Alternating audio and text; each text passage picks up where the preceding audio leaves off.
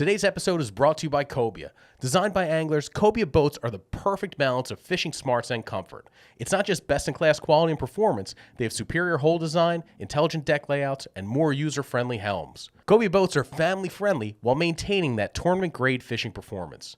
Check out their full lineup of center and dual consoles at CobiaBoats.com and give them a follow on social at Cobia Boats. Choose Cobia and have it all.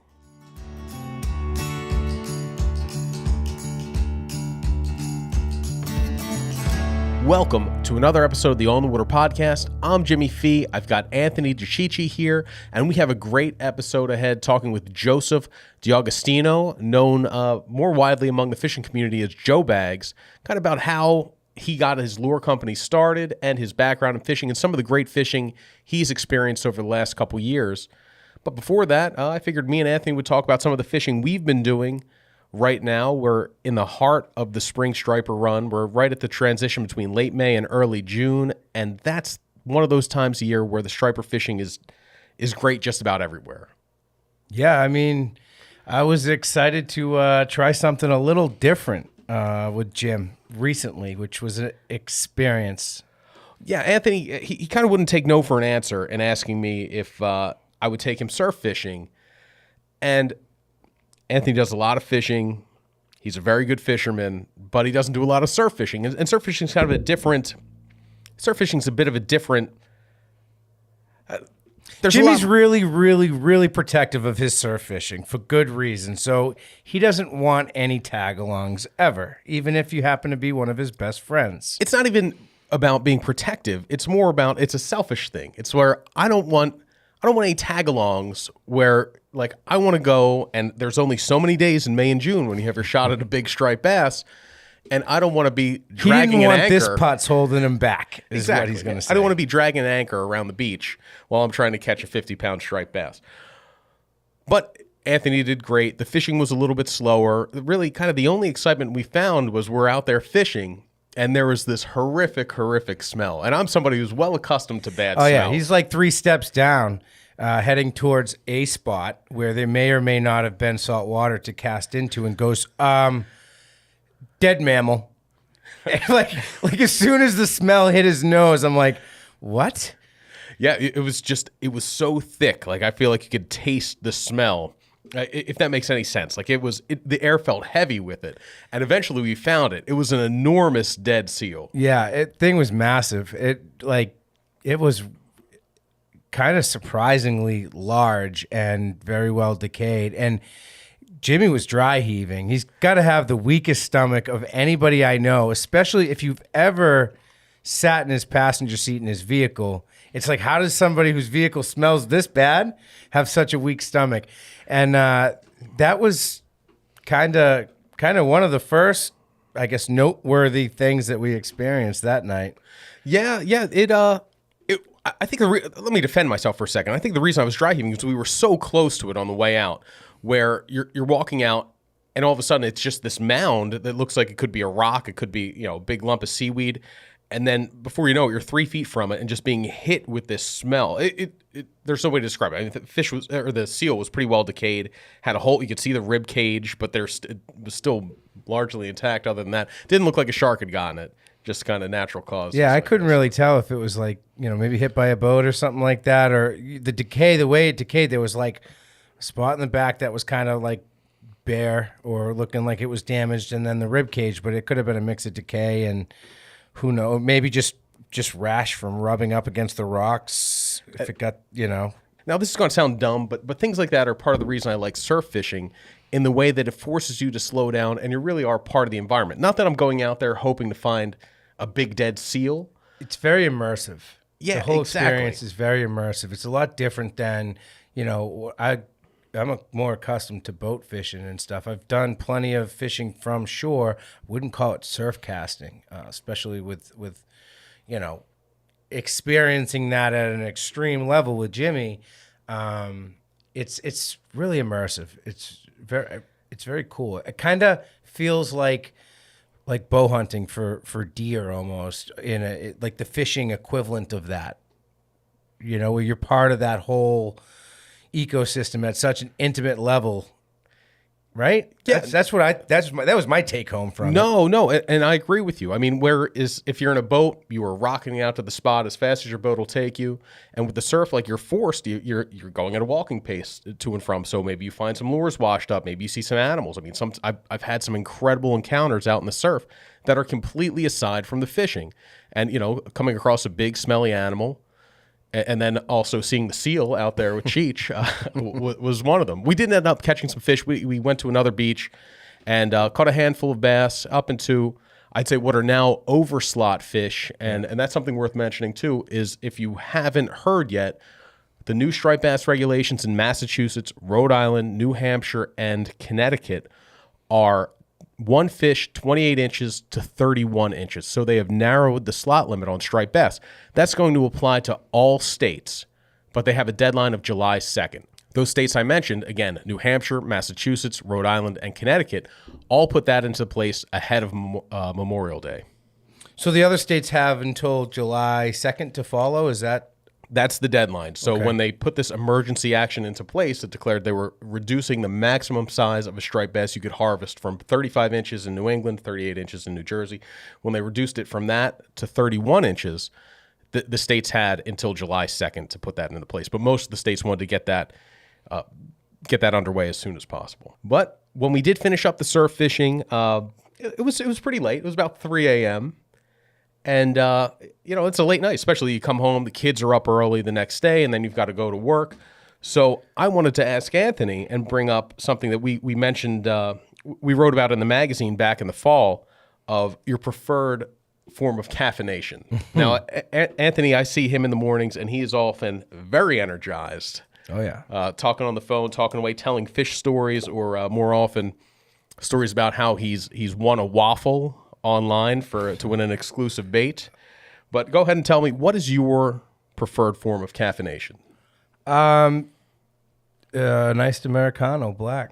Yeah, Large, just that simple. Yeah, just some espresso over some ice in a large cup, and then when calls like that come in to do something in the wee hours when I'm normally maybe sleeping, I usually step my game up. Like that morning, the first thing I did was grab a Celsius, which also has caffeine in it. Started on that on the way to get my coffee, and had that large iced Americano, and then made one more stop to grab a peach Red Bull at the convenience store for the afternoon, just to get me through the day. Those empties you crumpled up and threw in the back of my truck. Yeah. So I knew what you were drinking that night. But when I surveyed a bunch of surf fishermen from throughout the coast, most of them did say coffee. Yeah. So I asked guys from, let's say, Maine, I believe. We had a couple in Maine all the way down to South Jersey. And it was the article was Fall Run Survival Guide. And one of the questions I posed to the surfcasters was, what's your choice of caffeine? And I have some of the answers here. We also have the article online. I'll throw the link up. But Finn Hawley, who's a North Shore surfcaster, young guy, really great fisherman. He said coffee. Jared Wood, another Penn Pro staffer, great surfcaster. He said coffee as well. Liquid IV Energy Multiplier. Somebody else said. I never heard of that one. Now, I feel like I've had exclusive stuff. That's some top shelf. That sounds like you need a prescription for it. I think so. I feel like I could be an energy drink sommelier. Like I've had most of them. I've been around for a while. I was doing something I called Go Juice after my surf fishing trips, where I'd get to work and I would take a caffeinated seltzer and pour a 5-hour energy into it, sometimes 2, and that was what would get me through the day. We haven't got to that part of the season yet. That usually happens around mid-June that I start breaking out the Go Juice. That's when the performance warnings start coming in from Kevin saying, Jimmy, you look terrible, you're disheveled, you smell bad. You're in the throes of your surf season. Get it together, kid. I mean, I'm always hovering around that limit, but it usually puts me past it. Coffee and lots of it. Somebody said power naps. So one of the fishermen, Toby Lipinski, who's the editor at the Fishing Wire and another really prolific surfcaster, he said he used to do the 5-hour energy drink thing, and now he said, we realize that's probably not the healthiest thing for you, so he tries to pepper in some power naps throughout the day to keep him going at night. Yeah, I like that tactic. I always screw that whole dynamic up because I'm like, I'm going to take a nap. And then the first thing I do is like crack open something with caffeine in it, start drinking it. And then I'm like, oh, I just I guess I can't take a nap now. So what kills me in my after work nap has been absolutely annihilated by my two children because you just can't come home and be like, all right, I was at work all day, I'm going to fish all night, and you two go let TV babysitter take care of you. So I've had to be more strategic about that. So here's an interesting one, and one I never heard of, and this is from Jerry Audette, who's a surf fishing writer. He does a lot of writing for a lot of other magazines, including On the Water, and he wrote that on his ride home, so sometimes, and that's a really scary thing and a safety issue, not only for you, but for the other drivers on the road, is when you're coming home and you're feeling tired, you want to make sure you're alert. You don't want to have those 1 minute blinks. That could be a really scary situation. And he said on the drive home, he will eat peeled large carrots, raw carrots, and he said the crunching and the eating of the vegetable is what keeps him awake on his drive home, and it also ends up being a healthy snack. Wow, that's an experienced man right there. That's and a healthy man, because usually my post surf fishing is I come home afterwards and I plow through whatever leftovers are in the fridge. I'm a big time night eater after surf fishing. What did you eat after our trip? I don't think so. I don't recall, actually. Probably. Who knows? Have you seen me lately, Jim? But you're looking good. The beard's trimmed up. I feel like I look like 10 miles of bad road, and I feel like 20 miles of bad road. I don't think so. I think I crawled into bed and fell asleep with a smile on my face. It was fun. I didn't drown. I didn't fall. I lived up to my self-given moniker of the snow leopard, which was a carryover from a steelhead trip in treacherous terrain. This is too inside jokey. But anyhow, Anthony refuses to buy corkers for whatever reason. And we went and we were steelhead fishing on the Niagara River, which is pretty treacherous terrain, not unlike the surf here in the Northeast.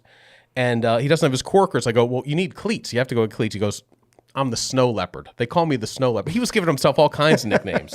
Gordon Lightfoot had just died then. He was also Cheech was calling himself the pride of the American side, which is a quote from the Gordon Lightfoot song, one of the greatest songs ever, The Wreck of the Edmund Fitzgerald.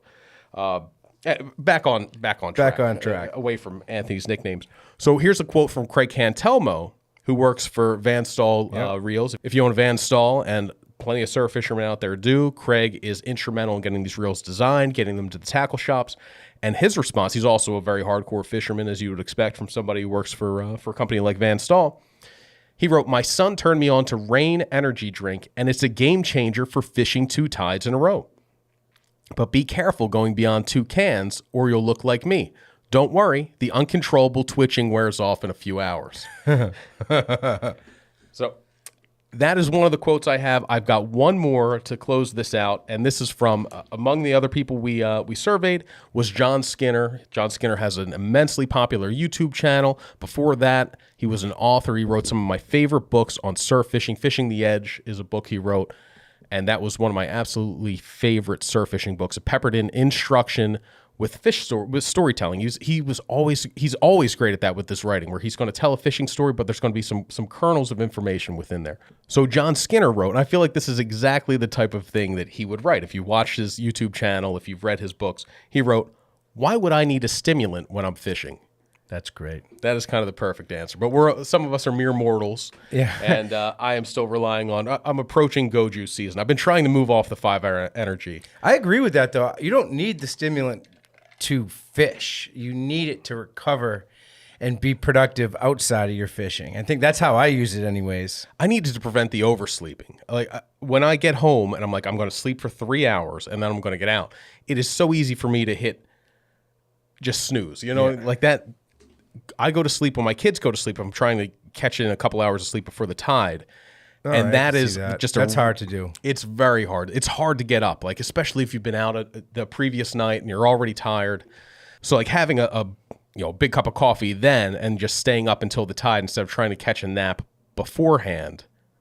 It's a slippery slope. It's a very slippery slope. It's tough to do this and remain gainfully employed. Yeah, and maintain custody of your children. This might be the only place that can be done. Yeah, I got to give not everywhere would appreciate somebody coming in looking like I look today, just finding a hat to cover up my greasy hair. But anyhow, on to the actual topic at hand. Anthony. I had a chance to sit down with Joe D'Agostino from Joe Bags, which was awesome. Kind of, having him tell that journey of taking a lifelong passion of fishing and turning it to something that pays the bills. So it was fun talking fishing with Joe. Stay tuned for that interview to follow. And if you've been enjoying this podcast, please take a second, give us a rating on Apple Podcasts or Spotify. Leave a comment below. Let us know what you like, what you'd like to see. And thanks for tuning in, guys. I'd like to thank our sponsor, Cobia Boats, bringing you this episode of the On the Water podcast. From tournament fishing to cruising with family and friends, Cobia Boats will hook you with fishing features done right and comfort that doesn't quit. Check out their full line of center consoles and dual consoles at CobiaBoats.com and give them a follow on social at Cobia Boats. Choose Cobia and have it all. What's up, everybody? Thanks for tuning in to the On the Water podcast presented by Cobia Boats. I have today with me Joe D'Agostino from Joe Bags, or the founder of Joe Bags Tackle. And we're going to kind of explore a whole bunch of stuff today. It's just after Memorial Day weekend, so we got to kind of, knock the cobwebs off of getting back into the work week. But how was your Memorial Day weekend? The weekend was awesome. Spent a lot of family time. I didn't really do too much fishing this weekend, but I did get the time on the water with the family, the beach. We traveled to New London, Connecticut. Nice. Getting back into the work week. We got a huge week ahead of us. A lot of work to get done. Got some product coming in. Have to do some more filming this week, as well as some scheduled trips with people that I've actually built relationships with over the years, and I'm looking forward to going fishing with them. Nice. So, first of all, family time on the water is always necessary. It's never a bad time to be on the water. We had amazing weather this weekend, which is rare for us anyways. With I remember the last few years, it seems like every three-day weekend the weather was trash. Yep. But we had a beauty of a Memorial Day weekend. I did manage to get out a couple times this weekend. One of which was terrible. My son, I ask him sometimes when we have some weather windows or some time to fish it, what do you want to fish for? He goes, pickerel. I'm like, that's literally the worst call for this time of year that you could have made, but we will go catch pickerel. And then the trolling motor died because the battery wasn't fully charged, and we were blowing down the pond and had to beat brush, get to the bank, lug the battery like a lot further than we had to. So that was an adventure. We caught some monster pickerel, which was cool. But Goal accomplished. I was hoping he was going to say like stripers or, something more appropriate for Memorial Day weekend. But we did that. I did get out on Monday and do a little striper fishing in the rips, which was fun. It was blowing 1,000 miles per hour, but caught plenty of fish. So definitely a great Memorial Day weekend. So give me a little background on kind of what got you into fishing, and then take me into, what that pivotal moment where it was like, I think I'm going to start a fishing company. That's a long story, but I'll try to We got put plenty it in. of time. Yeah, we got about an hour. So, I'll tell so the first fishing experience I had with the saltwater, I think it was actually the first fishing experience I ever had, was fishing in Old Saybrook, Connecticut. So my family used to rent a house over at Chalker Beach. Mm-hmm. And what we ended up doing is my father came down and he's like, let's go fishing. And at this point, I was like 7 years old, never fished a day in my life. And we walked what seemed like 5 miles, but at 7 years old, it was probably 100 yards to a jetty. And we went to the local bait shop, whatever one that was in the local area, picked up some sandworms, grabbed a hook that was probably a freshwater hook. I mean, we're talking zero experience at this time. So your dad wasn't a big fisherman? No, Okay. no, not at all. Like, I have family members that are big fishermen, Yeah. but my father never really picked it up. Okay. So we walk out to the jetty, and we're probably out there for like a half an hour, and all of a sudden, the rod starts moving a little bit. He sets the hook, and I'm all excited, like, wow, we just got this. What's going on? I'm like, what's new? And he pulls up, well, at the time, was an unidentified fish, a flatfish. It wasn't even a fluke, it was a skate. Now that, like, Okay. my experience is taken up. Like, he didn't know if it was a stingray. He's like, don't touch it. That thing's going to sting you. So that was my first experience with fishing. And what ended up happening with that was it came back, and I was living with my grandfather at the time. And my grandfather heard the stories about how excited I was. And that's all I talked about all week long, just going fishing again. And at the time, I was living in Wallingford, Connecticut. And my grandfather would watch me all summer long. We'd go to his house, my brother and I. And he's like, all right, it's Wednesday. Let's go fishing. I was like, sure, let's go. And he used to take us up to this reservoir called Mackenzie Reservoir. And it had 2 lakes to it with a divider, a cul-de-sac or a ductwork that connected both the ponds. Okay.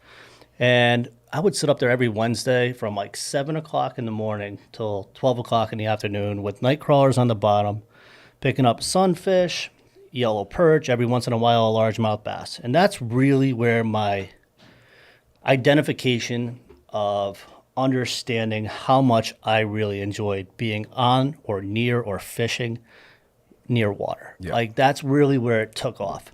It's funny. It really doesn't take much. It doesn't, and it's addictive. Yep. It becomes part of you. Mm-hmm. And funny story, not to get off topic, but I was down in New London. There was a young kid Yeah. throwing a soft plastic. I don't know exactly which one it was. And he was out there casting away. This kid was probably like 9, 10 years old. Mm-hmm. You know, I don't know where his parents were. His parents, he says he lived local.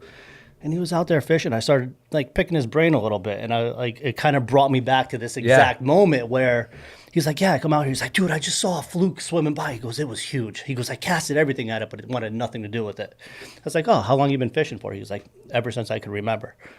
And I'm watching this kid cast, and at like 9 years old, he's whipping this lure out there. He's looking behind him, make sure he's not hooking somebody. I was like, this kid's got some passion. Yeah. So I was like, listen, I'll make a deal with you. He goes, I go, you got Instagram? He goes, yeah. I go, follow us on Instagram and I'll hook you up. He follows up on Instagram and I gave him a swatter. Yeah. And then I just said, hey, thanks. Continue on with what you're doing. That's awesome. Because you could see the passion in Yeah. the kid's eyes. So I was like, that's a future fisherman. Yeah. That's the future of what we're also passionate about. You need that. And anytime you come across those instances, it is really special. And it does bring you back that nostalgia of being that little kid at the end of a jetty growing up, where it's like all your friends are, they're playing sports, they're doing what they do, and it's like you're that, this kid loves to fish, and then you end up bringing all your buddies into it, and it turns into just a really enjoyable affliction or addiction, and it gets in your blood. It stays with you forever. It's really a special deal that we're all afflicted by. You could just tell by this young Yeah, kid. He was just, great. he had the passion. So getting back into the story. So from there on out, I just loved fishing. And, I think fishing became a part of me that summer and the summers that followed, with my grandfather taking me to, Mackenzie Reservoir every once in a while to go blue crabbing or go catch snapper blues off of Brantford. And, obviously, as I aged into my later teens, I might have fallen out of fishing a little bit, found some other interests. Because you got to kind of get a little bit more diversification, some more culture in you. Sure. Whether it would be hanging out with friends or whatever. You just come in and out of it. But at the end of the day, every single chapter of my life so far, there's always been a couple of pages of fishing. Yeah. It's always been there. It's always been that haven, that happy place, like Happy An Gilmore. escape, yeah. Yeah, like Happy Gilmore. You see Happy Gilmore go to his happy place. You see his wife in a nice thing. The little guy jumping on the head of the thing. Chubbs has both hands. Chubbs has both hands. There's a pitcher of beer. Yeah. And then my happy place is you see a fishing pole, Yeah. a net, and just some water in front of Yeah. you. That's is. always been a happy place for me. So you grew up with it in your life at an early age. Where was it? I mean, you went to business school, right? You're a marketing guy? Yeah. It took a while to get there. Yeah. So I started with a 2-year degree. Mm-hmm. Took a year off of high school, and I worked at Yulbrick Steel in Wallingford. All the guys there are like, dude, you got to go to school. Yeah. Like, there's something about you. You're like, Sure. you got to go to school. So I listened to them, and I went to school. Went to Gateway Community Technical College. I think it's something called differently now. And then I went to Eastern Connecticut State University for 3 years. Didn't do too well there. So that was a chapter in my life that kind of just went downhill. Sure. you take some bullets, you take some hits, and you just got to rebuild yourself. And it's okay to take a few hits. It's okay to fall on your face. It's okay to lose. So I took that as a learning experience and went into sales. Yeah. Built somewhat of a career path in sales early on. And then I ended up going back to school. I ended up going to Southern Connecticut State University for like 3 or 4 courses. And the reason I went back to Southern Connecticut State University is A, I was close to home. Yeah. I can commute. And B, I was a member of the North Italian Club, which is like, those little home clubs where a bunch of people get together. And they had this like pool or this raffle where you throw $1 in a week and they pick a number. Well, I ended up winning that. And it was like for $2,300. So I did what any honorable person would do. You give $200 to the bar, $150 to everyone at the bar, and let it go as long as it can for everyone that comes in and has a drink, $50 to the bartender. And then my buddy Tom goes, "What are you going to do with the rest?" Because they were all like, "Just keep the money." They knew my situation at the time. I was like, "Nah, I got to do that." So he's like, "What are you going to do?" "I'm going to go back to school." And everyone just kind of was like, "Oof, I don't know if you should do that." But as persistent as I am at certain things, I ended up going back to Southern Connecticut State University for a couple courses. And I did well. I think I shot 75% on the 4 courses that I did, which there was another failure in my life, which is fine. But I knew the end result was going to happen when I was 35 years old, where I went to Bridgewater State University. My wife really pushed me in that direction. My career path was tanking at that point because I didn't have a piece of paper. Yeah. So I ended up finishing it up, and that took me to where I was working full-time and making bucktails and having a daughter, my daughter Catherine. Okay. So I was going to school full-time, working full-time, and making bucktails. And that's where I kind of, Joe Bags kind of really took off. So it all started making bucktails as a side hustle, and then it just kind of led you in that direction from there? Well, there's a lot of failures in between here and there, but it's the entrepreneurship, the canning ability that you could fish for so much, but the market can only bring you so much. And that's what I ran into. And what I mean by that is back in the day, you really only had a couple of places. You had local tackle shops, some local manufacturers, and, big box stores where you can get all your tackle from.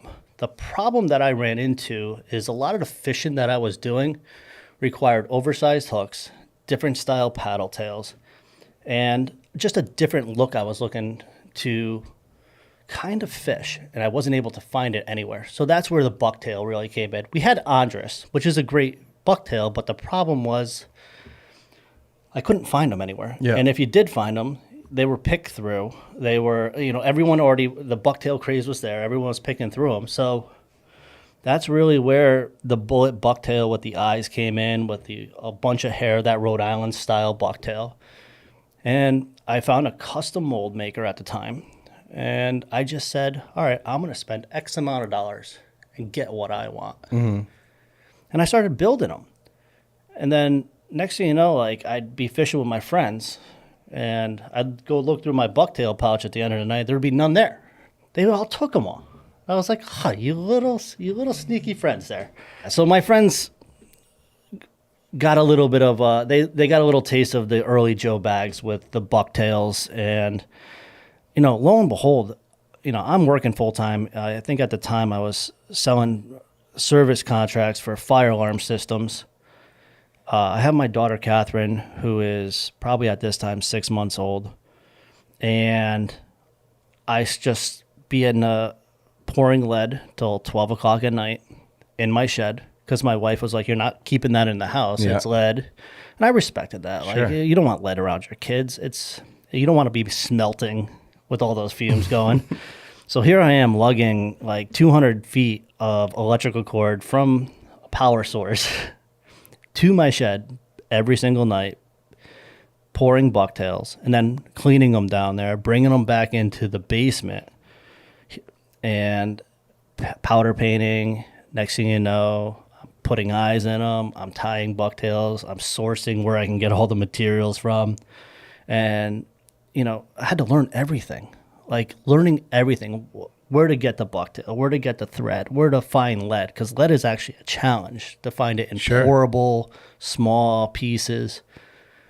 And, you know, finding the right powder paint. You know, everyone can go to all the major ones, but, you know, those can be a little pricey at the point. Sure. And when you're starting off on your own, you kind of got to take a little risk versus reward. Yeah. You have to be able to, you know, take some risk, find the right stuff for you. So I found the powder paint that worked well with me. Then the problem was finding glue. Yeah. You had to find the right glue because, well, let's be honest, eyes are not going to stay in anything. You're throwing Especially it in a bucktail. water, Yeah. especially a bucktail. You're bouncing it on water, bouncing it on the bottom. Like if you get eyes to stick, if you get one of the two eyes to last all night, that's actually a good trip. Yeah. From my experience. Yeah, or you weren't fishing it right. Or you weren't fishing. Right? So that was all taking place between the hours of 6 p.m. and 12 p.m. Yeah. Monday through Sunday. Just straight grinding. Just straight grinding. And then the internet got a hold of it. People started talking about the Joe bags. And at this point, I was just a small guy in my shed, in my basement. Yeah. My wife's like, what are you doing? I'm like, I'm just making bucktails. She's like, for who? You do this every night. I'm like, I have all these small little orders that, you know, the community wants, and I'm trying to fulfill that. She's like, all right, cool. Keep doing it. We're going away on a vacation every once in a while now. Like the money wasn't there, but we were comfortable, but we weren't like, this was actually helping out so much. And the intent at this point was, and the conversations I had with my wife was, this is for our daughter's college. And I only had one daughter at the time. And I started saving that money and I would reinvest it. So it became not part of our everyday spending, which I think really helped build the Joe bags in the beginning. Yep. Because I didn't spend that money. It was a saved nest egg, but I did reinvest it back into the business. And that worked out well for like a year or two. And then all of a sudden, shops really wanted to get some Joe bags in there because their people were coming in looking for, you know, bucktails. Yeah. I was like, all right, cool. We could do this. Sure. Packaging. I had to learn packaging. I've never done any merchandising before a day in my life. And it was terrible. It was so terrible. I'm surprised they even still wanted to do business with me. And I had to source all this packaging. So I'm on the internet now for hours trying to find a company that does bagging. And you get one bag, you're like, oh, that's cool. Then all of a sudden, the bottom would blow out on it. And you'd be like, dude, this thing can't hold 3 ounces of lead because I'm living in Massachusetts and these bucktails are 3 to 5 ounces. Yeah.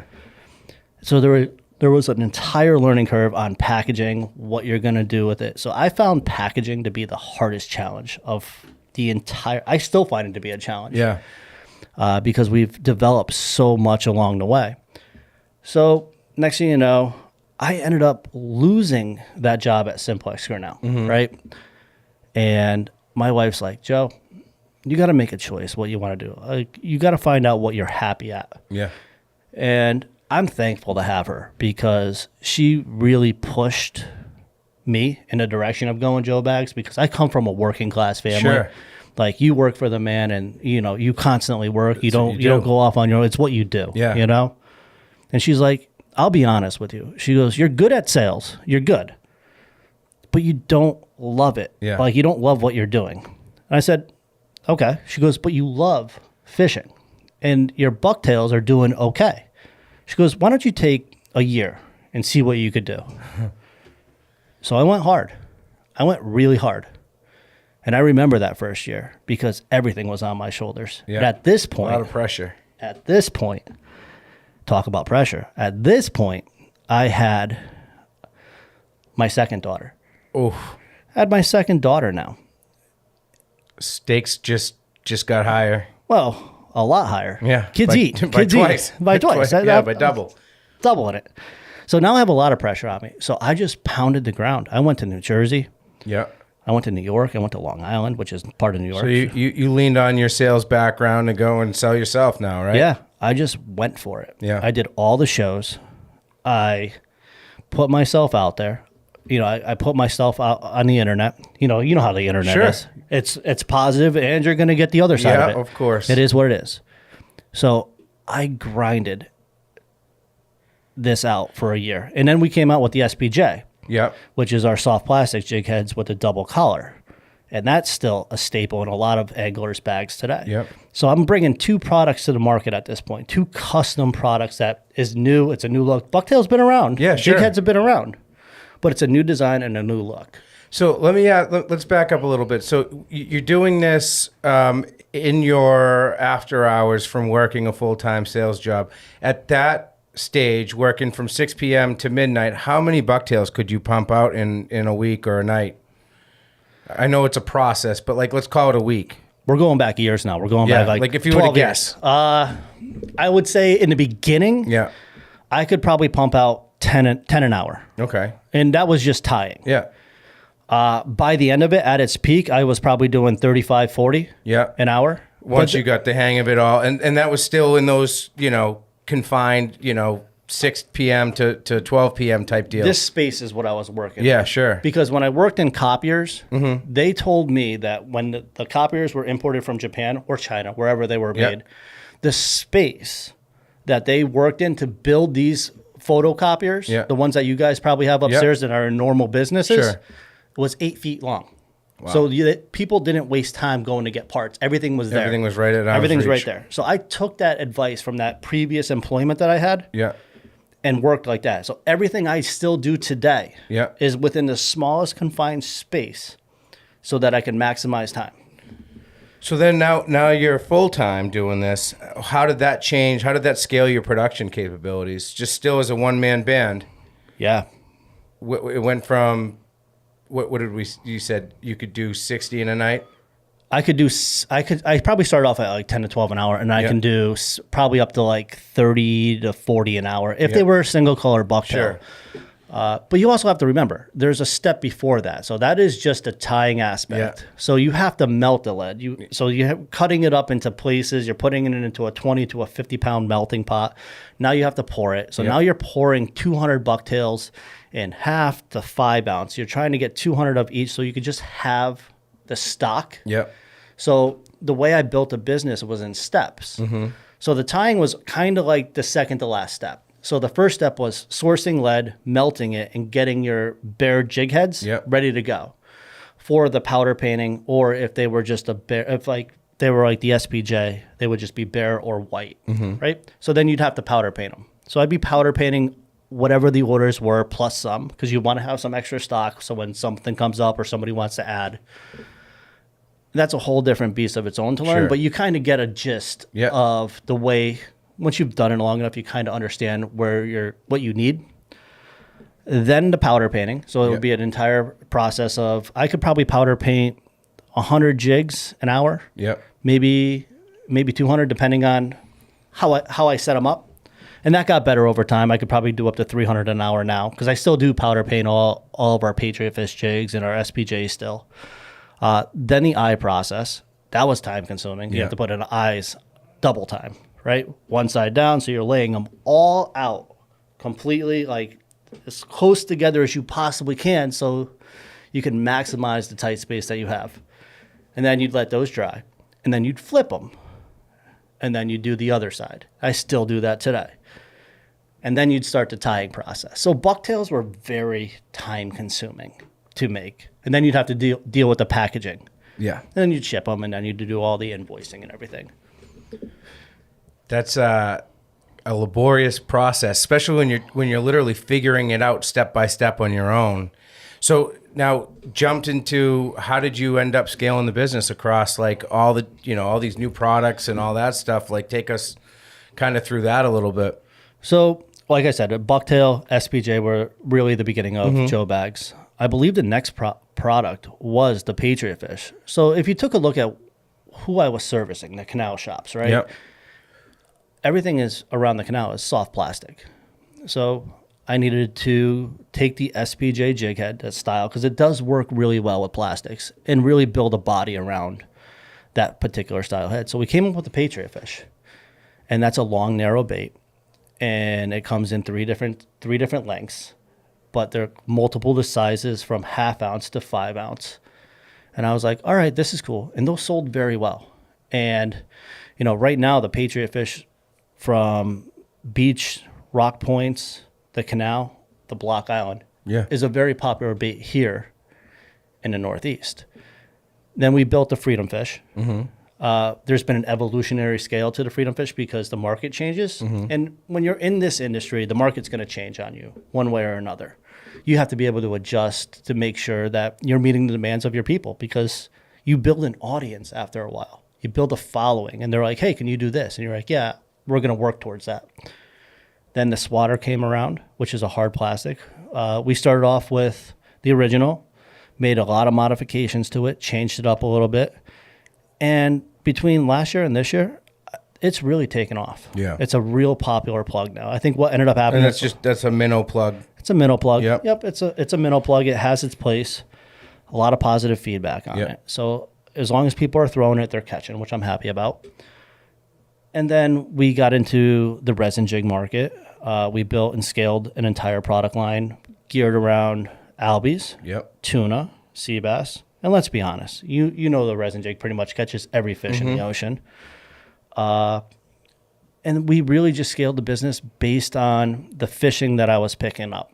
So if I was getting into fluke, I wanted to build a fluke jig. Yeah. If I wanted to fish for albies, I wanted to build a jig that was specific for what I wanted. Yep. If I wanted to fish for tog, I wanted to fish a jig that was specific for me. This whole evolution of building out your product line, it's pretty cool that it literally is dictated by the fishery that you know intimately, that you spend the most time targeting. So it's literally, you know, a Northeast tackle company building products for the species that we're all passionately chasing. Exactly. So I always felt like whatever was on the market is great. That's somebody Sure. else's idea, right? Everyone has their own Yep. way of fishing. It's their own idea. I have a specific way that I enjoy fishing, and I think everyone does. Yep. This is where I could take my thoughts, my inner thoughts, my designs, and apply them to the fishing that was important to me. Yep. Or here in the Northeast, we have a lot of seasons. So Very versatile, dynamic fishery. I mean, it's probably, you know, has some of the most variety of maybe any fishery. I fish down in Florida. I fish a lot of other places. We do have the best fishery Yeah. that I have seen everywhere. I mean, I Florida is agree great. with that. They're great, and Yeah. I love that they have tarpon. Sure. They don't have what we have up here. Yeah, we and can. They don't literally- have that cyclical nature to everything. Sure, there's times when the tarpon bites best or when the snook bite is best, but it's not like, you know, they're getting an influx of an entirely different type of species, you know, 5, 6, 7 times over the course of the year like we have. It's very seasonal. It's pretty awesome. We have Yeah. the best fishery agree. in America. I love it. I'll say it. Yep, The Northeast kicks ass. it does. If anybody is listening to this podcast and listening to On the Water, and you want to really experience a fishery like no other, you got to visit the Northeast. Yeah. We really do have the best fishery It's you'll special. ever see. Because every time you go out, there's always an opportunity. You're not baiting fish behind the boat, Yeah. hoping for, what is it, yellowtail that they got down there? Sure. You're not doing that. I mean, that's cool. It's new to us. Yeah. But at the end of the day, you're catching fluke, sea bass, tog, striper, shark, tuna, miles offshore. Yeah, and then you get all your ground fish. It's a special deal we have going on. It's lock and load Yeah. is what it really comes down to. And it's kind of cool that it's condensed for the most part in like, you know, a 7 month stretch where it's like, you know, you get that buildup, that excitement, and then you get those little mini spikes within the season where it's like, oh man, the stripers are on their way, they're here, this is awesome, and it's like game on, and we, you know, have these fish for the entire summer into the fall, but within that, it's like next up. Here come our pelagics, and it's like, where am I gonna? What am I gonna go to the canyons where I can catch all these? Like, I went looking for a blue marlin. Like, you know, most of my teen years through my 20s, you know, into my 30s, and it was like Kona on my honeymoon. I'm gonna get some marlin trips in St. Lucia. Like, I want, you know, Costa Rica. I wanted a marlin bad. Where did you think I caught my marlin? Right off Massachusetts. Right in my own backyard, leaving out of Falmouth, Massachusetts. You know, I get a 350-pound marlin, blue marlin, to the back of the boat, and it's like, really? My own backyard? Yep. That's how special this fishery really is. It's just, you never know. They're out there. Yeah. You find that 80-degree water, you're good to go. Yeah, and they're usually bigger. A Yeah. lot of the marlin guys that travel the world will tell you that, like the Northeast canyons, they hold the biggest marlin, the biggest wahoo. It's they're not common. I mean, they're there, but you get the bigger class of fish. Where it's weird inshore, with some of those summer visitors like king mackerel, for instance, right? They tend to be on the smaller side of things. Our state record in Massachusetts here is like, Chris tied it one year. It's like 11 pounds or something like that when, these fish grow to 40 pounds. So it's like the antithesis inshore. But But they're running. Those fish are running. But we have the bait. yeah. Offshore, we have the bait. Yep. So those fish are going to tend to be bigger out there. So I mean, going back to the business, it's got to give you kind of a local competitive advantage because you're so in tune with what's going on in the Northeast and you're building products for specifically the Northeast fishery. So that has to give you kind of like a leg up because you're so, zeroed in and dialed in on this fishery that you got to imagine that brings to market something that these massive global companies, they can't do it at that, dialed in scale because they're trying to be everything to everyone, right? Correct. So that is a local competitive advantage, right? Yeah. But, I see it from New Jersey to Maine. Yeah. Like that is really my wheelhouse. Sure. I mean, don't get me wrong. We do get sales in Texas. We do have a small market in California. We do have some market down in Florida, but not much. Yeah, but that speaks to the versatility of the Northeast fishery. I mean, we see it in our business. We started here on Cape Cod and kind of grew out, and our wheelhouse is the same as you just mentioned, maybe a little further, mirroring the home front of the striped bass, Virginia to Maine, let's call it, right? That was brilliant, by the way. And yeah, it's like that's the poster child of our media group. And behind that, the next one in is the bluefin tuna. So it's funny how you focus on that, you do that really well. The other stuff comes. I mean, you look at our Google Analytics, it's like California, Texas, Florida. These are all states that rank in our top 10, that are consuming our media, and it's because of that that crossover between some of the species we fish for or cover or write about, the mahi, the tunas, the pelagics, like all that stuff is available, in much of the globe's waters. So that stuff, we post something about a swordfish, which, we have them right here in our canyons. It's a great fishery. You hear from New Zealand. That stuff happens organically. So you must have seen that with some of the crossover of, all the time. Your imitations that, they're going to match bait fish in other places of the world. And next thing you know, someone stumbles across it and it's like, wow, this is a perfect fit. So when you take a look at the Google Analytics, I love seeing people from California, Texas, Alaska. Like you could see where these viewers are coming from and as they grow. Yeah. I love those viewers, by the way, because you know why? They are so in tune in a species. So you brought up a valid point. So you said bluefin. Bluefin are across the world. Yeah. So you have anglers out there that are looking and studying bluefin. And they're like, where am I going to go catch my next bluefin? Or what is the bluefin like in New England versus over in Europe? Yeah. And they're learning that species. And those anglers that are sourcing our information, your information, my information, are the best viewers ever because they are so in tuned into the fishing industry. They're sharing that information. They're probably the most advanced anglers learning. They're absorbing information from everywhere. It's fun to see those crossovers take place from like West Coast to East Coast, even with bluefin specifically. It's like the West Coast guys, they fish them a certain way. Next thing you know, they come out here for a trip or something like that, or they, start following something like what we're, publishing and how we fish for bluefin and stuff, and they bring it and apply it to their backyard, and they're like, wow, this gives me a different look to show these fish, and it usually gives you good results. It does give good results. When you're able to, I always look at it as like, surround yourself by good people or people like that are different than you so that you could absorb information from them to make you a better person. Same thing with the fishing. Yeah. You see a lure that works out here in the Northeast. Oh, let me go ahead and pick that up and apply it to here. Now you're the only guy on the boat catching. And then everyone's like, what are you doing? And then all of a sudden you're like, you're the boss. Yeah. Like you're the man. You thought about it. Cool You're bringing it to you. Like there's nothing better than that feeling. Yep. And I love that. Yeah. So We talked about some of the soft plastics using your local, network, if you will.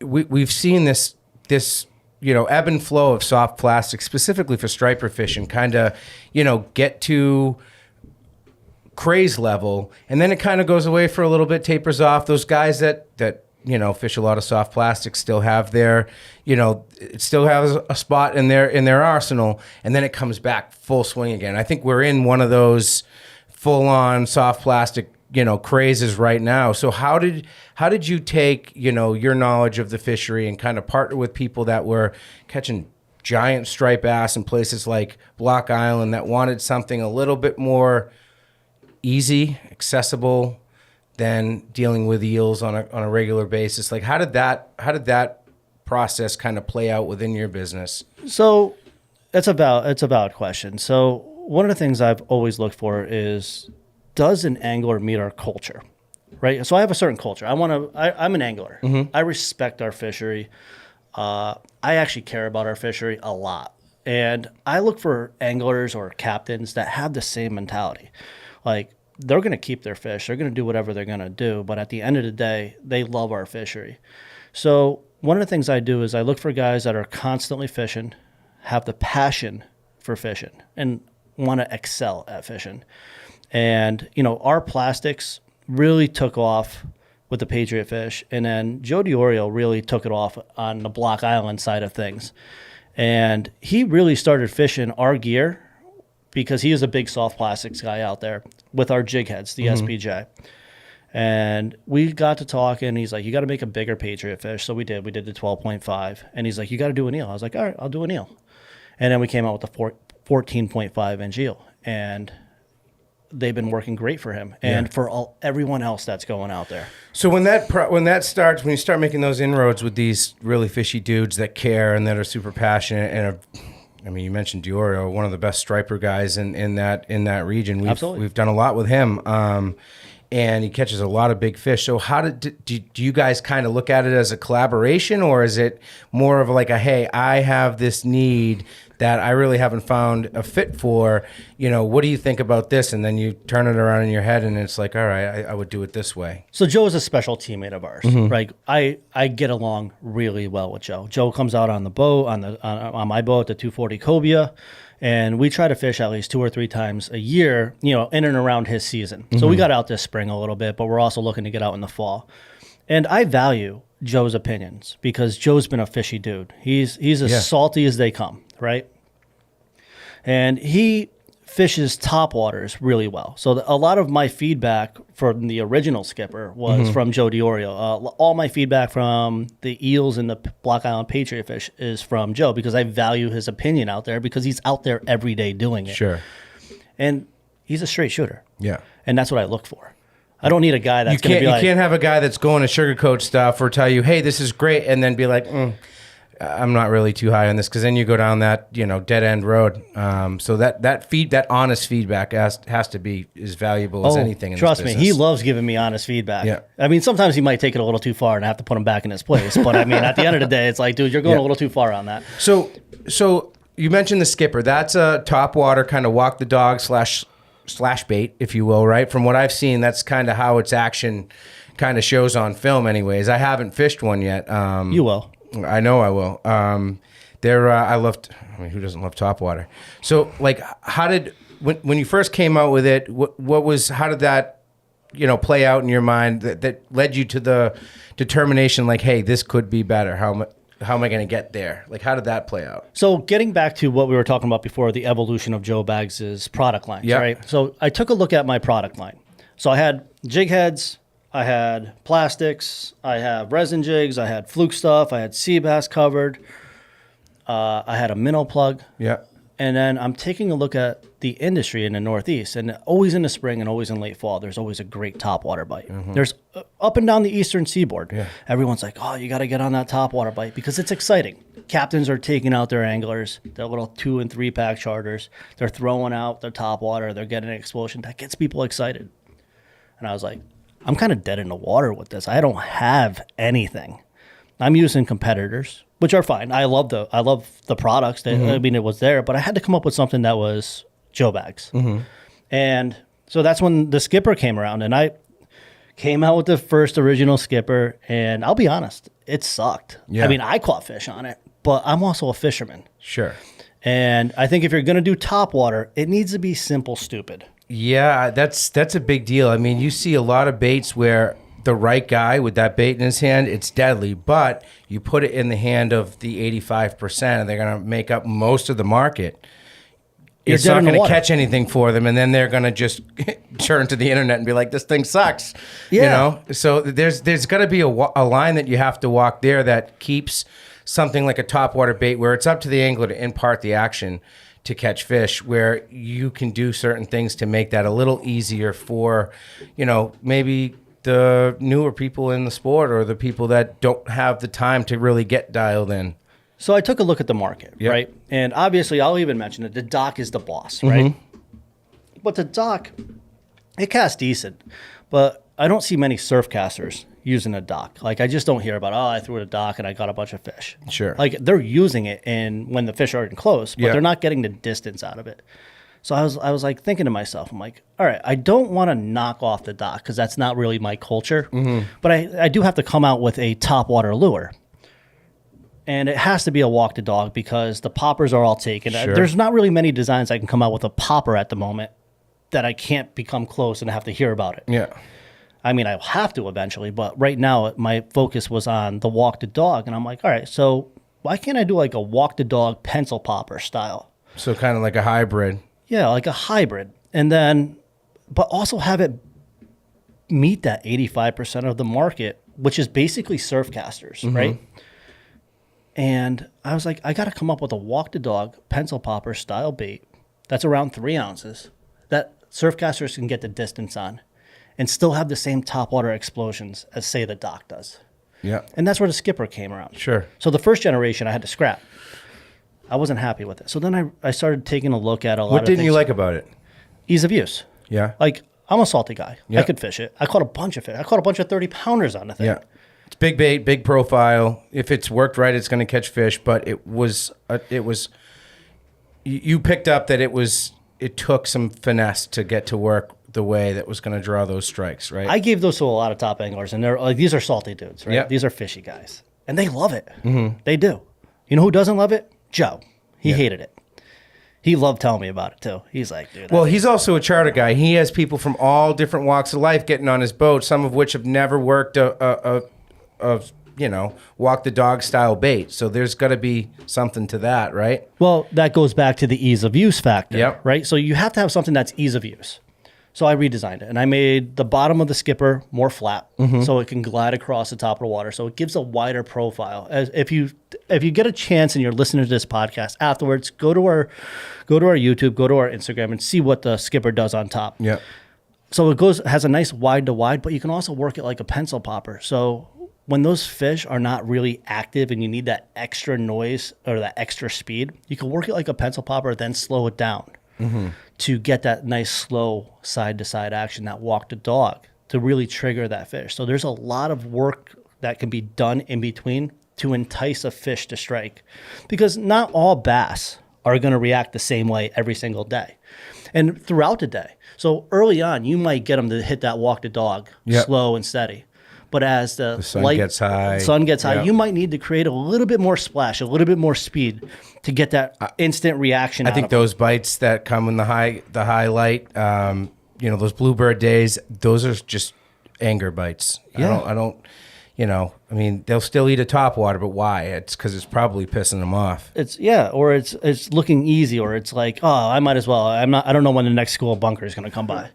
But it gives you that versatility throughout this plug to catch fish and to be able to work it and to entice them. Because I think as an angler, everyone just wants to cast out and reel in. Yep. There's a little bit more in between those stages, because what I've realized is over my time is just because you're casting out and reeling in, you might catch 1 or 2, but your buddy caught 6 or 7. Yep. So what did he do? Did he jig? Did he pop it off the bottom 3 times and pause and then let it hit the bottom again? Did he hit the bottom and yoke it up and then just start reeling? Like, it's okay to take a look at your neighbor that's catching. Sure. And follow what they're doing and try different things. And now what I mean by try different things, it doesn't mean you try one thing and you give up and you go to the next thing. You got to, all right, I'm going to try this method, forecast. There's so many different ways to retrieve. Yeah. I mean, look at some. I mean, a straight paddle tail, right? That thing is fishing just on a straight retrieve, but a lot of times it's those little rod trips, those little bounces that you give it. A little pause. Yeah, a little drop. Something that changes because. When you're bass fishing on a bass boat and you're throwing spinner baits or something like that, or a chatterbait or something, like you'll get a lot of follows, and there's something you could have done along the way to trigger that reaction to get that bite. And I think that's really what separates a lot of the guys that catch a lot of fish from the ones that maybe get a lot of follows. But I also think that's what keeps anglers coming back, though, too. It's that learning curve because, let's be honest, fishing is not a hard sport to learn. It's just time on the water, and you got to break comfort. I think if you want to become better at anything, anything you do, you have to break the comfort zone. You have to go outside of the box. No matter how much it painstakingly allows you to, your body tells you not to do it. Are a painful process, man. It is. It's not easy. I don't think humans are actually built to be trial and error. Yeah. It takes a special type of individual. Especially in this day and age, you want instant gratification at all times. I mean, that's just where we've gone as a society. I love failure. Yeah. I love failure. I don't mind failure. Failure is something that has always been a part of my life. Yep. I'm gonna fail again. I'm probably gonna fail today. I'll probably fail tomorrow. But it's how you rebound from that failure. And just because you got skunked that day, we can point the finger at everything else. But at the end of the day, I take ownership. I'm like, I could have made a different decision. That's what's awesome about fishing. The fact that, I've been fishing now for 38 years of my 40 years on this earth. And there isn't a day that I spend fishing where I don't learn something new. Something doesn't click in my head where it's like, oh, I never picked up on that before. And that's I think that's what's so special about fishing is because it never can get old because there's always something new to learn. Yeah. It's the best. I think the worst failure is when you're driving home and you thought about it. Yeah. And you're like, that's what would have made the difference. You're there and those fish aren't biting. You're like, wow. And you're on the spot. You got a little pressure on your shoulders. Because I bring a lot of people out, a lot of surf casters out with me, a lot of my team members. And I'm not a charter captain. I don't ever, I don't have that. But you feel that pressure because you're the guy, you're running the boat. And, whenever I was in that situation, people would look at you like, all right, I'm going fishing with Cheech. Like, we're going to mug them. We're going to have an amazing day. And it's like, man, these expectations suck. But yes, that's I feel a capital that E in front of the expectations with an exclamation point at the end of it. And you want to deliver so bad. And it's the most unsettling feeling when it's like you can't do anything right that day. So recent story, right? So I go out fishing with Jared, my buddy Jared, and I'm like, I just text him. I'm like, you want to go fishing tonight? He's like, hell yeah. This guy fishes all the time. We go out. It's nighttime. I'm driving around Narragansett Bay. I go to a few spots. I scouted like 2 days before. I'm like, oh, these fish are staging here. If it's anything like last year, we're going to bang them up. We get out there. It's a friggin' ghost town. I marked 3 fish. I was like, oof.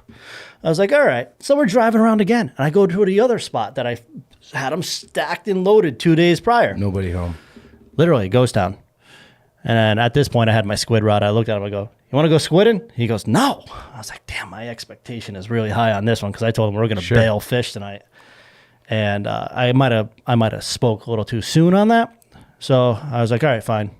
So I go around, go to Beavertail, nothing, ghost town. I'm like, this is dismal. I go up the bay. I go to I forget the name of the point over there. And I'm like, this is a ghost town too. And I look at it and I go, should have just went squid fishing. Next thing you know, we go to the last spot. I go, we're going to try this last spot. He goes, all right. At this point. Probably the spot that you thought least of. No, it was actually one of my first ones. But I was kind of curious on what was going on around me. Sure. It's always like my fallback. Yeah. But I was like, dude, if all the other spots were there, this place is probably going to be like maybe 1 fish, 2 fish. We get there, it's lock and load. He bangs. Like at this point, I'm just frustrated. And he's looking at me. He goes, dude, I got another one on. Another one. And these fish are all like probably 24 to 36 inches. Sure. Every cast with a swatter in the light. And then finally I get into it and I bang a 30-pounder. He's like, really? He goes, I go, you got the numbers today. I go, I just had to sneak in for the 30. real quick." Yeah, exactly. I go, you called them all for me. And we were laughing about that.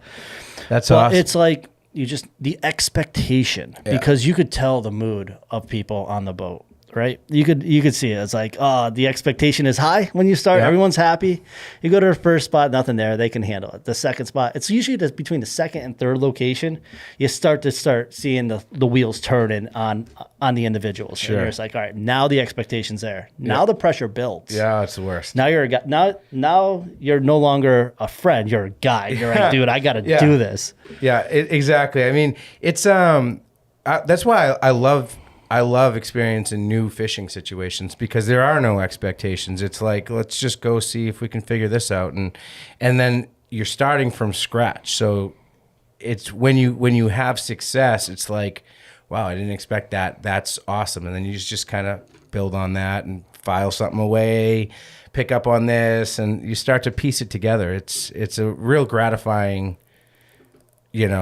process that plays out when you're doing something that's totally new. I think the lowest expectations. This is why I like going for tuna. I was just gonna segue. I to that. wanted to lead in there before you got there. I knew where your head was going. But that's why I like tuna fishing, because the expectation is always with guys that come on the boat. Like, we Sure. know we're not going to catch anything. Yeah. But our goal is to catch something, because it's not easy. There's a lot of water out there. It's an endless ocean, and you're looking literally for the proverbial needle in a haystack. Tuna fishing, offshore fishing, it's all the same. You can go in a direction that is so far from where the fish are feeding that you're not going to see any life that day, and that's. It could be challenging, Yeah. but the expectation is so low. Yep. But the gratification, It's the best. the adrenaline, the dilation of your pupils. Yeah. Like, and you hook up and your buddy hooks up, and then everyone's on the same page. And Yeah. if they're not on the same page, they quickly get on the 0 same to page. 60 real fast on a tuna bite happening. So you had reached out a few times. Was it last year or 2 years? It was last year. last year and the year before. I think you got in on a yellowfin bite that was pretty insane. How'd that come up? Like, how did you get into chasing yellowfin? And you were fishing on your boat, right? Yeah, I was fishing on the 240 cobia, and I heard some rumors, like, because there's always like rumors Sure. around the marina, like, oh yeah, there was some yellowfin out there Close, like in where you usually find bluefin and stuff. And Yeah, 7 miles from where you normally find bluefin. Yeah. You could still see the windmills. Yeah. And I was like, wait, I what'd you can say? make it. I was can like- make that. I was like, not only could I make that, what did you just say? Yeah. Because when you have a smaller size vessel, Yeah. you're limited to range. Like, Sure. I could probably get to the lanes, yeah, but it's kind of nerve wracking. Yeah. I could probably get to the southeast corner of the dump, the southwest corner of the dump, Yep. safely, right into the lanes. Because the cobia, the 240 cobia holds 125 gallons of fuel. So that, if you bust it out around about 1.9 per gallon, you could probably do roughly around 240 with some reserve. cool. So I'm like, wait, what did you say at the marina? I was like, oh, there's yellowfin. I was like, all right, I'm gonna go do this. So I put together a crew. I was like, guys, there's yellowfin in close. They're like, how do you know that? I'm like, I just know. I heard it. Grapevine, old school style. Yeah. Let's go. They're like, let's go. So we go out there, and obviously there were a few boats, but the fleet hadn't hit it yet. Sure. There was just probably like 6 or 7 boats out there. And at this point, I'm buddying up with Joe DiOrio, because he's heading towards New York, and I'm heading out towards like Suffolk Wreck. Sure. And then next thing you know, I'm like, we come back in, and he's like, how'd you do? He's like, I got a bluefin. I'm like, dude, we got like 3 yellows. And I'm like, the bite was sick. I'm like, Top water. it was sick. Everyone there. So when we got to the first day we were out there, everyone is jigging. There wasn't anybody throwing poppers. Okay. There was not a popper being thrown. We started throwing poppers, because when you research yellowfin and the bite that you have, you take a look at the South Shore of Long Island, Sure. you take a look at New Jersey, and you start reading what worked well for them. And all of a sudden, I was just like, put on a popper. So we threw on a popper, and boom, we're tight. Were you marking fish? Not really. Yeah. We were marking. So what we were seeing a lot of dolphins Okay. and the whale pods. Yeah. So the first time we went out there, the tuna were on whales. Okay. They were not on the dolphin, which Yeah. is kind of odd. Yeah. It seems like that side, the south side, dolphins are good. Whales too. Any life is good. Any life is good. But when you see dolphins like in the Stellwagen area, I've never caught tuna off them. Like ever. It's hear always that. been on whales. It's very weird. And then all of a sudden it turns over down here. Like we ran kind of those same waters and see dolphins, and it's like, oh, it's game time. Let's go get the jigs down, get the stick baits into the dolphins, and it was just lights out, like one tuna after another. So my theory on that, and tuna probably follow the dolphin because they know they've been around them. They know that they have sonar. They know that they're more likely to find bait quicker or food quicker. So the yellowfin and the bluefin are going to chase the dolphin. I don't know who's smarter in that equation, the bluefin or the dolphin. I don't know, but I know dolphin have echo sonar. Yeah, sure. So I'm going to follow dolphin if I'm starving, and especially if you're coming in close, because if you're used to lanes and out further, and you're coming in close, you're going to follow dolphins in, sure, because they're going to be the first ones to find bait. So I think that's what brought them in, and the blue water out there. That we had a nice eddy that pushed off. And when those dolphins are circling, there is no better adrenaline. And then you see them go under and then up, and then they're circling and they're putting those sand eels. And then next thing you know, you see the butterfish jumping out of the water. And we don't have the bird problem as like you guys do on the Cape. I love those birds. I love the sounds they do, but they are a pain in the ass. Yeah, absolutely. We don't have that. So it's just straight throwing poppers, throwing jigs. Yep. And just watching 80-pound yellowfin come up and smash them. That's unbelievable. I mean, I've caught most of my yellowfin, out in the canyons on the troll and stuff. So to be able to go and jig and pop them is pretty awesome. Like, I wanted to get on that bite so bad, it just never kind of panned out schedule wise. But I remember my wife's boss at the time. He's got a big center console and he loves to fluke fish. So I love to tuna fish. I also I like to fish for anything. So I'm like, water. Let's cover some. Let's take a detour to the fluke grounds. Like we were gonna head to the shoals. I said, but let's kind of make our way behind the vineyard, get to some of the known tuna spots, and we'll follow this contour line that a lot of times holds life and tuna life, and we'll basically take a detour to go fluking. So we get out there, and right away I see dolphins everywhere. I'm like, oh, this is a good sign. And I'm starting to rig up, because I'm on someone else's boat, I'm starting to rig up all my jig and stuff. So I give my casting rod to the guy's 15-year-old son. And I'm like, listen, just get comfortable throwing this thing. Because if you haven't thrown a big tuna rod with a stick bait or something like that at tuna, it takes some time to get used to like really leaning into it and chucking it out there. And the kid's, he's an athlete, he's, but he's a small frame, 15-year-old kid. I'm like, just throw this as far as you can, get comfortable throwing the wind on through the guides and stuff. His first cast. And I'm like, oh, and when it lands, count to 10 and then give it 3 slow turns and a rod sweep and pause and do that again, because I'm fishing a stick bait that you like to fish really slow. And I go back to the back of the boat to start getting the jigging gear all set up. And he goes, I got one. And I'm like, oh, man, there's got to be bluefish in here, right? I'm like, there's no way you just first cast catch a tuna. Haven't seen a tuna yet. Haven't marked one yet. And then he's like, oh, it came off. So I'm like, all right, cast again. I'm like, there must be some bluefish in here, because we're not far behind the vineyard. And I go back to tying on a jig, and I was trying to get like 4 rods. It was 4 of us. I was trying to get 4 jigging rods set up so that when we marked a wolf pack of fish, we could drop on them. So he casts again. He goes, hey, I got another one. And I'm like, damn it, there's bluefish in here. So I walk up there expecting nothing, and I look at the rod, and I just see the tuna beats. And I'm like, and then it takes off, and I'm like, holy shit, dude, you got a tuna. I'm like, that's insane, right? So I'm like, all right, keep the rod tight. He's going to run in a bunch of different directions. Look at his dad. I'm like, he just hooked a tuna. I'm like, that's insane. So we ended up catching like 20 bluefin. They were 40, 50 pounders. But it was to the point where I'm like, hey, you haven't caught one yet. To his old man, and he's like, I'm like, cast over there. There's dolphins right there. Cast over there. Tuna on. And then finally, I'm like, all right, listen, we're not going to get any overs. We got 2 40-pound fish. It's enough for us. Do you guys want to go fluking? If we go fluking, we have to leave right now, or we're going to miss the tide. He's like, everybody's like, yeah, I'm sick of pulling on tuna. And I'm like, you guys are nuts. We're going to go leave a drop and reel tuna bite. We were catching them on jigs, on the surface. It was insane. So I'm like, all right, let's go. And I can't believe I'm leaving a drop and reel tuna bite to go catch freaking fluke, right? And those expectations were pretty high because the first time I took them out, the first fluke to hit the deck was a 12.5 pounder. Yeah. The next one was a 11 pounder. And it was like, holy crap, like this is the best fluke I've ever seen. So they wanted to do that. So we go out there and it was a full moon, which sucks. It can change the fluke fishing a lot. And we caught more tuna than we caught keeper fluke. Yeah. It was one of those days. We kind of called that quick. Yeah. And I find out when I get back from a guy that does a lot of fluke fishing out there, he's like, dude, I know where you were fishing. He's like, they were in just a weird place, probably 3 miles to the south of you. And I'm like, why the hell were they there? He's like, they do weird shit on the full moon, and learned something new that day. Yeah. You also learn that you never leave a tuna drop bite. Dumbest thing I've ever done in my fishing life. But hey, wasn't my boat.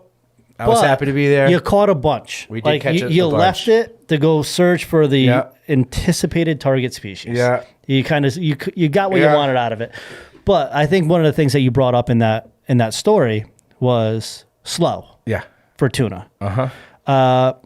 What I've seen out there, I see a lot of people working things really fast. Yep. And Tuna are very fast. And I've had a few really, like, some of the best tuna captains always point this out. Hey, tuna are some of the fastest fish you'll fish for, but what they eat are really slow. Yes. And that's where it clicked for me. So I think if anybody's going to take anything out of this conversation today is when you are out on the tuna grounds, calm your adrenaline, because when you see the dolphins and you see the life, it's important to know that the food that they're feeding on, the little tiny sand eels, they're going to pop out, they're going to puke them up. They're anywhere from 3 to 5 inches. They're not moving that fast. And if you slow down your presentation, you can control your breathing, and you could slow down your presentation of your lures. You're going to hook up more than the guy that's going crazy. Now, that doesn't happen all the time, and you'll have to be able to determine on the fly what the bite is actually predicting. But in my experience out on the water, the slower you work things, the more time you take, the more time you leave that lure just outside that feeding zone where say a sand eel is coming out, and you're bringing your lure right out of that bait ball. There's probably like a 10-foot window that they're really concentrated on, looking for that little sand eel to pop out of that little bait ball, and that's what they're feeding on. And then when you bring it out of there too quick, you're limiting the time in the strike zone. Yep. And that's just my experience. There's been days where we're jigging fast and it's working, Sure. but also slow on the bottom is also killer as well. There's something to be said for that. I mean, kind of pivoting back to soft plastics, it's like, it's another bait you just want to fish really slow. Like how talked about your preferred, with your experience with soft plastics, cover the water column on kind of how you like to fish the soft plastics that you fish with. So I'm a jig fisherman. Yeah. I'll be honest. Like I've always loved deep water jigging, half ounce to 3 ounce, 5 ounce. The canal was like really, when I moved to Massachusetts 15 years ago, I was like, this is heaven. Yeah. Like I love jigging. There's nothing better to me than understanding the bottom through constant contact, losing jigs, knowing where the riffraff is, but finding out where that hole is. And then once you find that hole, it might not have fish today, but you come back to it a week from now on a different moon, that fish is going to be there. So depending on how the fish are biting, I always tend to start with jigging on the bottom or close to the bottom, and then I work my way up to the surface, because there's a lot of lures in between that I can fish. I could fish a skipper. I could fish a minnow plug, right? To get that skipper on top, minnow plug 3 to 5 feet down, and then you have a jig. Yep. In most cases. And you can swim a jig. You can keep it up cover high. the whole water column with those 3 types of offerings. That's a valid point. I mean, a jig can really work the entire water column. And that's why I think jigs outperform a lot of other lures, because they're more versatile. Sure. In certain situations. Yep. Feel is I think as I've gotten more and more experienced fishing, I think the biggest thing is having that feel and having that, connection with what your mind's perceiving with what you're feeling at the end of your rod. I think that when you slow down, and start to really use that jig or that jig head or to really ply around and feel that bottom, what that's like. I think there's a lot of nuggets of clues within that process to say, all right, you know, there's a big rock underwater that I just felt. Now, if I can get that bait to come just up over that rock and drop down and make, you know, touch bottom again, a lot of times that's, you know, what's holding fish. You start feeling your way around things. You get a much deeper understanding for the spots that you fish. You do, as long as you're consistently going back to them. So if we're going to talk like an area like Block Island. So my biggest bass came off of Block Island. I never got the measurements on it, but there's a photo circulating the internet that we put out we there. see a lot of that one. That's I love that one. That's like fish. that's my trophy right there. Yep. It was released. It's still swimming around unless a shark ate it. So when I fish Block Island, like obviously my good friend Joe DiOrio does too. Like I have always been, so we have a go-to with jigs, right? Yep. Everyone has a go-to style. So my go-to style is let it hit the bottom, and I honestly let it hit the bottom, and then I pop it 3 times and then reel, and I kind of bring in the slack of that 3 pop. Okay. And if I don't get a hit on that particular, I let it hit the bottom again, and then I pop it up 3 times and reel down. And as soon as I'm done reeling down, I usually get bit. Or that's the style of fishing that I do out there. And, you know, that's what has always worked for me. It doesn't matter. It's a reaction strike. I'm bringing it up off the bottom. It looks like the bait is in a panic mode. Sure. To me, if I'm a striped bass and I'm looking up, oh, that thing's out of sorts. It doesn't know what it's doing. Now it's going back to find cover, and that fish is right on it. Now it's a competitive advantage for a predatory fish. So Joe DiOrio was like, oh, that's interesting. Let me try that out. But I said, so what do you do?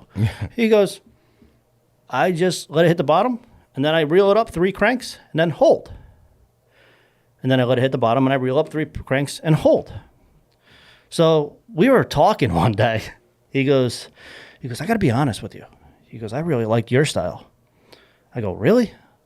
He goes, yeah, I really like your style of like how you pop it up and you get the reaction strike. I go, Joe, you know what's funny? I really like your style. Where you just like cast it down and reel it up 3 cranks. And we were laughing about that, like how like we bounce information off of each other and we used it and we liked it. Yeah. So now both of us actually fish both styles of that fishing to find out what the fish are actually reacting to that day. So we maximize the style. That's awesome. What would you say your favorite style of what's your favorite fish to chase? Whatever season it is. Like I'm passionate about striped bass. Yeah. I think Northeast is known for striped bass. Sure. I love Albie season. Don't we all? But I think what I love about Albie season is the hype of Albie season. There's such a pep rally behind it. You know it's coming. It's a pep rally. Everyone's excited. Yeah. The rush of seeing those fish just like, you know, just blowing up bait. It's the fall. It's the unofficial start to the fall run. There's so much to love about that. It's really like Friday Night Lights. Yeah. Like it's if you're small town America and you're like it's Friday night, we got the football game, everyone's tailgating. To me, that's Albie season, and I love them, and I love catching them. Yeah, they're fun. But I am very fortunate to live in the Northeast, and I love the seasons. I love what we actually have here. Like it starts off with striped bass, tog, fluke, sea bass, back to striped bass, albies, bonita, tuna. Yep. Tog, and then you can go out for cod in the wintertime. Tog are really the bookend to the in season. I mean, you have your ground fish that are residents that are, you know, your boat's out of the water. You can jump on a party boat and go freeze your nuts off and go catch some fish. That's awesome. But like, tog really bookend the juice of the season. Yeah, you know, and you've done a lot of. You love to tog fish. I know that. I do. It's one of the more challenging fish to hook. What's your how would you kind of go play by play with how you deal with a tog bite, how you fish for them? So I think it's if you're starting off new, right? It's trial and error. You want to go find structure.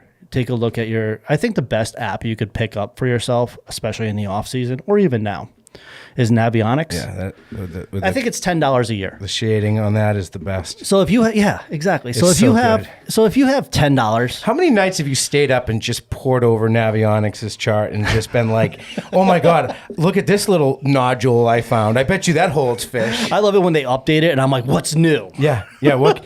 Oh my God. I've just gone down the rabbit hole up at night looking for new spots on that stuff. And then it gets to the point where it's like, I've marked so much shit. Now I've lost track of what I've actually fished and haven't fished. Do you know what? I love that. That's like the best part. But what's interesting about Navionics? It's everything you think you know Yeah. about fishing. Yeah. And then all of a sudden you're like, those fish weren't there. Yeah. They were in a completely different spot where you would not even expect. Mm-hmm. Now the maps open up to a whole new level Yeah. of three-dimensional view. Like it's flat structure next to you start looking at where those fish were. It was rocks, but it was sandy bottom next to the rocks 8 feet over, and you're looking at them and you're like, dude, I pulled a 9-pound tog out of that. Now you look at Navionics and a whole different set of Yeah. eyes. Like you ever see those photos where you see two things? Like you can see like a dude Yeah. reading a book, Yeah. and then next thing you know, you see a chicken. Yeah, exactly. Those Navionic apps, they change on me every single season Yeah. based on the previous years and previous years. Yeah, it's always good to go and like when you have a banner day or you fish a new spot that was really productive. It's going back and looking at what that spot has, like what that makeup is of that spot, and it brings a study element to fishing of why things maybe happen or why a spot was productive, and then it starts to give you one piece of a puzzle, which.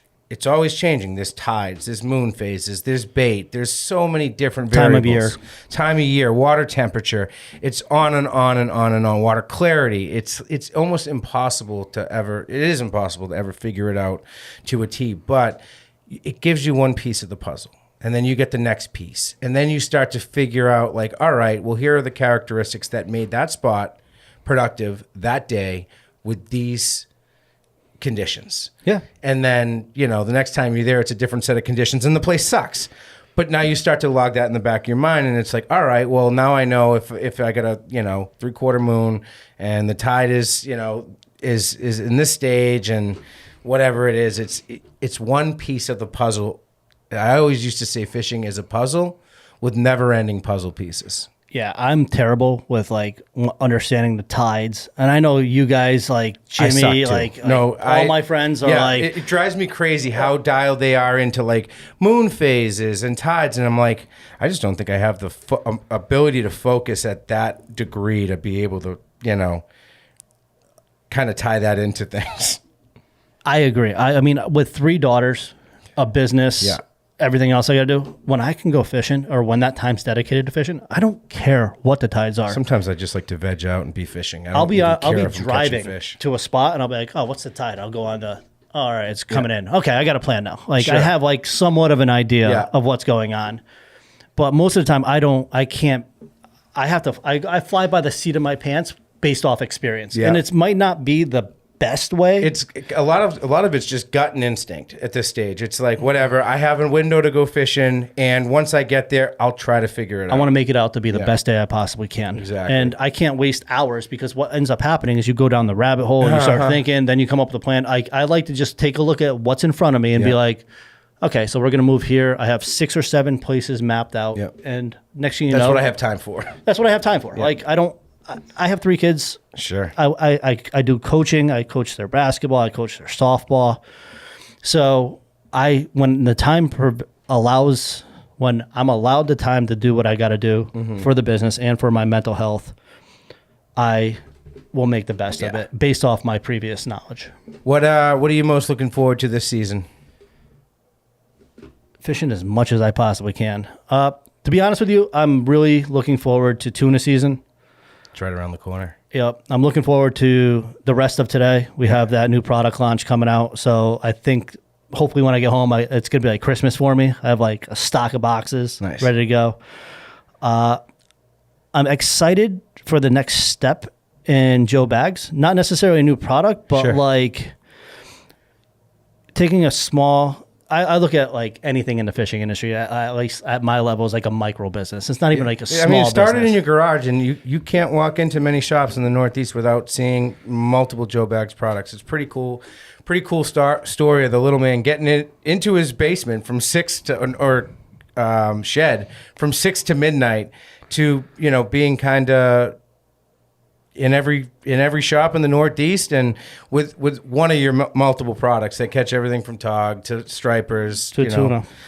to tuna with the big resin jigs and stuff too. Yeah. So like I look forward to just constant. You know what I look forward to? I'll be honest. Like I love our audience. I love people who send us photos. The community aspect is the community really awesome. is really what it comes down to. Every morning I wake up to like somebody catching a fish, or the next day. Like it's gotten to the point where enough people are fishing it, and they're catching on to the point that like our story Sure. say on Instagram is for my audience. Yeah. Like I share everyone. As long That's as gotta be pretty cool. And I love seeing them. And then you hear the stories.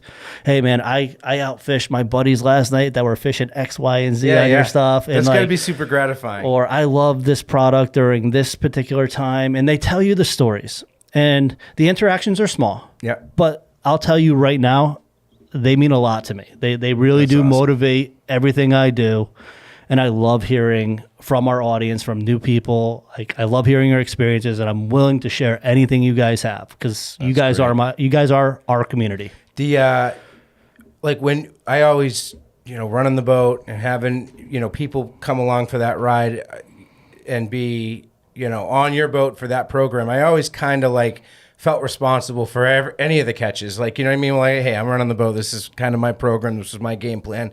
So-and-so caught an awesome fish. I'm super happy for them. But like, you could kind of take a little bit of credit, or at least feel that gratification of being part of that for that person that they're going to talk about forever. To be able to do that on a scale where it's like complete strangers that just happen to pick up one of your products and, have a story to share with you. Yeah. Is pretty special. You must kind of feel like, all right, well, I can take one slice of the gratification out of that because I feel like I was part of that success, which is awesome. I do love that. I always say thank you for being a part, like letting us be a part of your bag. Yeah, that's like awesome. like you believed in it. You saw enough information. You said, I'm going to apply this. And when they send us the photo, I love just being in every Surfcaster's, every boater's bag. That's like great. you could pull one out and, give it a go. Let's try to see if that yellowfin bite comes back and makes something happen. I'm going to call you. That'd be I'm going to great. text you. I'm going to text you. Yeah, I mean, And I'm hey, gonna say, you hey, know the deal. listen. You got 3 kids. I got 2 kids. I mean, I'm just going to say it's happening. it's happening. And Yeah. like during that time of year, it's like either you're in or you're Yeah, out. of Like course. I don't have time to like, Yeah. I gotta put together 2 guys. So, That's but I'm hoping that you guys take me up on my opportunity this year. Yeah, if it all works out, then we'll be there and we'll go and I'll find them. we'll go Maybe. have some fun with them. Maybe. I'll find bluefin. I don't know about the yellowfin. Yeah. That's always tough when they come in. But Yeah, I haven't done that. I want to catch yellowfin on top. I want to jig yellowfin. It's always been kind of a troll deal or a chunk deal. So Yep. that would be Chunking's fun. That'd be new. It is fun. it is fun. It's all fun. What isn't fun? Live lining's fun. Chunking's fun.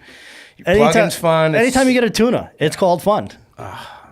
It's right around the corner. I can't wait. For you, Yeah. rumors are, but what do I know? Well, Joe, thank you so much for joining us today. It was a pleasure to have you on.